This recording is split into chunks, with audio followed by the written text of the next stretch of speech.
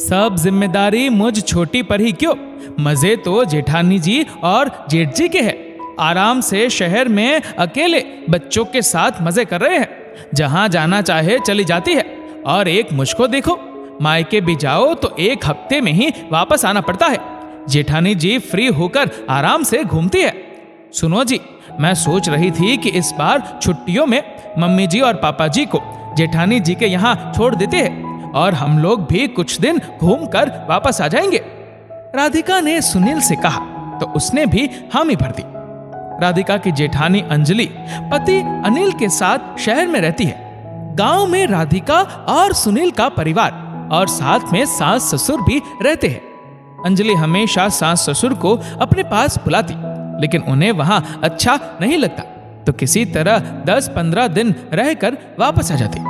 राधिका को लगता कि अंजलि शहर में मजे से रह रही, उसके ऊपर सास ससुर की कोई जिम्मेदारी नहीं है, हर तरह से स्वतंत्र है, जब जहां जाना हुआ चली गई। इसलिए इस बार जैसे ही बच्चों की छुट्टियां हुई, राधिका सास ससुर के साथ सपरिवार अंजलि के यहाँ पहुंच गई। अंजलि ने सभी का दिल खोलकर स्वागत किया। अंजलि ने सभी को नाश्ता खाना खिलाया और बच्चों के कमरे में सास ससुर को शिफ्ट कर दिया और राधिका सुनील को अपने कमरे में आराम करने भेज दिया। थोड़ी देर बाद राधिका कमरे से बाहर आई तो देखा अंजलि किचन में बर्तन धो रही थी। उसे देख अंजलि मुस्कुराकर बोली, क्या हुआ, कुछ चाहिए? नहीं भाभी, कुछ नहीं चाहिए। आप बर्तन क्यों धो रही, काम वाली नहीं है क्या? राधिका ने पूछा। आती है, लेकिन वो सुबह आएगी और अभी शाम को बर्तन लगेंगे, इसलिए थोड़े धो रही हूँ। उसे अभी पता नहीं है कि मेरे यहाँ मेहमान आने वाले हैं। अगर बता देती तो वो छुट्टी मार देगी, फिर ज्यादा बर्तन देखकर नाराज होगी। तुम्हें नहीं पता, यहाँ शहर में काम वालियों के बहुत नखरे हैं। अगर एक ने मना कर दिया तो दूसरी हाथ भी नहीं लगाएगी, फिर चाहे जितनी पगार बढ़ा दो। अंजलि ने जल्दी जल्दी हाथ चलाते हुए कहा, है भाभी, गांव में तो दोनों समय आती है और फिर चाहे जितने बर्तन धुलवा लो, उफ तक नहीं करती। और किसी दिन ना आए तो दूसरी कामवाली को बुला लो। राधिका अपनी कामवाली को याद कर सोचने लगी, अब की बार घर जाने पर रोज सुबह की चाय पिला दूंगी। आज तक 1 चम्मच भी उसे धोने की जरूरत नहीं पड़ी, फिर चाहे जितने मेहमान आ जाए। शाम को सभी पास के ही पार्क में टहल कर आ गए। सोते सोते बहुत देर हो गई। सुबह नींद खुली तो अंजलि बच्चों के टिफिन बना रही थी। तभी उसके मोबाइल पर मैसेज आया कि आज वैन नहीं आएगी, बच्चों को स्कूल अपनी जिम्मेदारी पर छोड़ दे।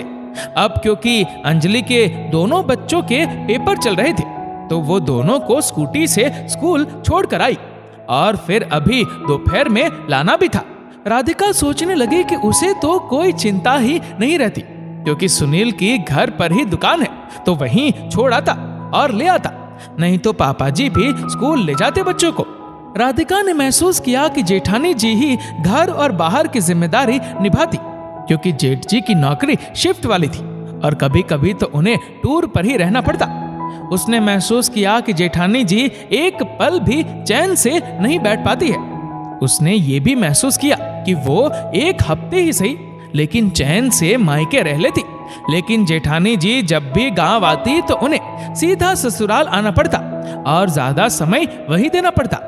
मायके तो वो सिर्फ 1 दिन और 1 रात ही बिता पाती, क्योंकि ट्रेन का रिजर्वेशन वहीं से होता। उसे ये भी समझ आने लगा कि जेठानी जी के मधुर व्यवहार और अच्छे से ख्याल रखने पर भी सास ससुर क्यों नहीं रुकते। अब हवेली जैसा गांव में घर और यहाँ 2 बेडरूम हॉल में उन्हें घुटन होने लगती। फिर गांव में सभी अपनी जान पहचान वाले और यहाँ सबको खुद ही बताना पड़ता कि फलाने के सास ससुर या दादा दादी है। अंजलि के साथ कुछ दिन बिताने के बाद राधिका की सारी गलतफहमी दूर हो गई कि मजे में तो वो रह रही है। झाड़ू पोछा और बर्तन के लिए काम वाली है, अगर वो नहीं आई तो कोई दूसरी आकर काम कर देती। उसे सिर्फ खाना बनाना होता है, क्योंकि खाने में क्या बनेगा सब सास तैयारी कर देती और ससुर जी बच्चों को पढ़ा लेते। कभी कभी सुनील उसे बाइक पर घुमा भी लाता और तब बच्चे अपने दादा दादी के पास रहते। सच में दूर के ढोल सुहावने होते। ये बात राधिका को अच्छे से समझ आ गई। भाभी, मुझे माफ कर दीजिए।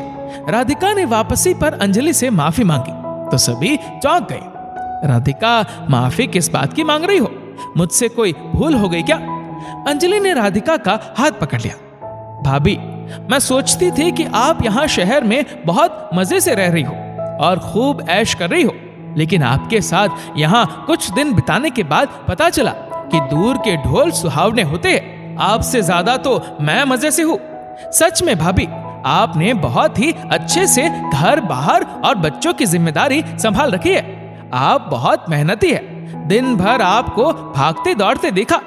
राधिका की बात पर सास ससुर ने कहा, यही बात तो हम तुमको बताते थे, लेकिन तुमको लगता था कि हम लोग तुम्हारे साथ पक्षपात कर रहे हैं। हमारी दोनों बहुएं बहुत अच्छी है।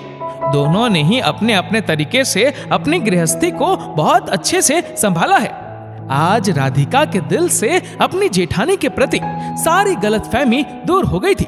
दोस्तों, इस वीडियो को लेकर आपकी क्या राय है? नीचे कमेंट करके जरूर बताएगा। और अगर आपको वीडियो अच्छा लगा हो तो इस वीडियो को लाइक करेगा, शेयर करेगा ज्यादा से ज्यादा लोगों तक, और ऐसे ही और भी इंस्पिरेशनल वीडियोस के लिए सब्सक्राइब करें हमारे यूट्यूब चैनल को और फेसबुक पर फॉलो करें हमारे पेज को। धन्यवाद।